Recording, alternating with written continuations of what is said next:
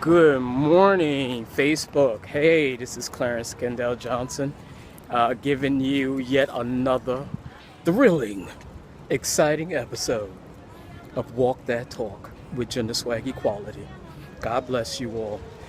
For those of you who are just catching this episode or just catching the series, I take my followers, the followers of the movement, which is Genderswag Equality. We are a spiritual and social awareness organization, soon to be nonprofit. And what we do is we bring folk together, primarily LGBT and allied, on important issues: politics, suicide prevention, bullying, transgender support, fellowship of mankind. Today's episode is about love versus like. I think where I'd like to start is by giving an example. I have connections on Facebook, quite a few, as many of us do, which pertain to people sharing their feelings, what's going on in their lives, things like that. And there's a guy on Facebook who about a week ago put some serious stuff up there about how he is suicidal and he intends to end his life, etc. And I say etc. not by being casual about it, but he got a huge outreach on Facebook. And we all want him to succeed and to continue on with his life. And from what he shared with us on Facebook, he is caught in a relationship with a vital person in his life who is his mom. And his mom is unaccepting of him as being a gay man. He's an adult, he's a full adult. There's no shock there. In regards to the unacceptance part, it's always unfortunate, but what I want to say is, everyone reached out to him. He got a huge response, and people really care. That's the first thing I'm going to say. And I was so, as the founder of this movement, which is to create awareness around such a serious topic as suicide prevention, it made me feel really good to see all these loving people. I mean, they really just came out and were like, don't give up, get help. Stuff that, I try to do on the regular. These folk were in it to win it for him. And it was a really gorgeous thing to see. I just wanted to say that first. Second, the guy is still with us, thank the Lord. But here's the thing. Curiously enough, he is still trapped in this. It's a surreal, probably more common place than I even know exists when it comes to suicide prevention and transgender support and things like that, where transgender support and just, different things where people are on Facebook, and the nature of Facebook, which is, getting connected, becomes a primary source of treatment for those in crisis.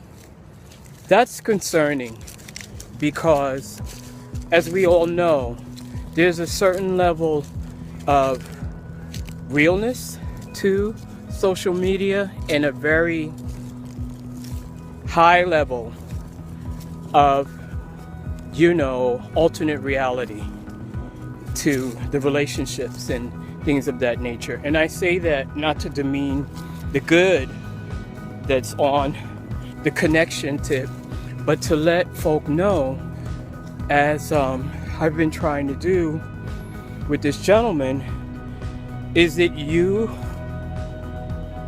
as I've become aware of, you want to maintain a connection with your real world. Being on Facebook every day can definitely help.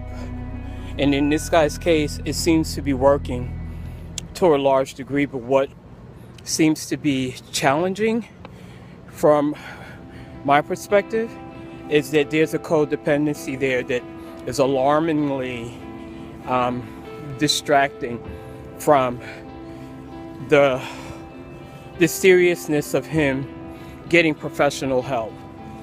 And you know, the fix, and there's a fix attached to emotional sense of gratification, if you will, with having people acknowledge you to such a degree on such a popular site as Facebook.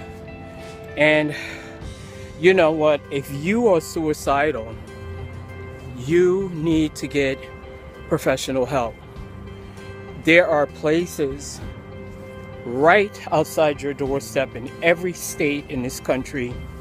There's a hotline that I will post at the end of this video, a nationwide hotline, one of many, where you can get information on the local services that are free for you to get through this really difficult time in a more healthier, long-term, which is what the goal is, keep you around forever. Well, forever and a day, like this old man here, and get the help you need, because Facebook is fleeting in that regard. I'm glad that I saw what I saw, and I'm still reaching out to this gentleman, but it's really important by example that we learn the difference between being liked and being loved. Being liked, that's so temporary. Depending on the situation, you could lose favor at the drop of a dime. And the word liked on a social media aspect such as Facebook or any other, Instagram, Twitter, has such power now that people are confusing that with being loved. You know, I say in life, having gone through the challenges that I've gone through, etc., I would prefer to try to be loved than to be liked. Try to be loved in the sense that love is different from like. Love has more substance than being liked. Love has more dependability than being liked. Love has less, and I say less because we're all human, less unconditional attachments to being liked. Love will help you no matter what the cost. Love will be there for you until you're there no more in the best possible way. Being liked, that's not enough. And I want people to really focus in on the difference between being liked and being loved. If someone, I don't care who that person is choosing to disown you and your very existence because of your sexuality, your God-given sexuality, because I stand by this truth that we are born LGBTQ. We are not a lifestyle. We don't put on socks and hats and sequins and stuff and instantly become gay. People are so, just misinformed. They stand by this DL stereotype down low, for those of you who don't know what DL means, where folks suddenly get caught doing what their born sexuality leads them to do, and then all of a sudden that person either stands in union with the fact that they were led, by outside forces or situations, or seduced by people. You know what? None of that is the real instance. You're going after what you desire because that's how you're wired from birth. Just as a heterosexual male, female are attracted to the opposite of their sex, we are different, and we are attracted to the same sex, and there's no reason to be ashamed of that. That's how you were born. And people can get it twisted because there's so much rejection from the church, from our families, from the so-called society that we live in, because they misinterpret your sexuality as being a choice from the start. Not true. So you can't pray the gay away, just like you can't pray the hetero away. It's the same fallacy that exists with racism of all levels, beginning with skin color. It's just a lot of misinformation and people choosing to be hateful and hiding behind excuses. So that's my walk your talk, and that's what's coming out of me today from my spirit walk.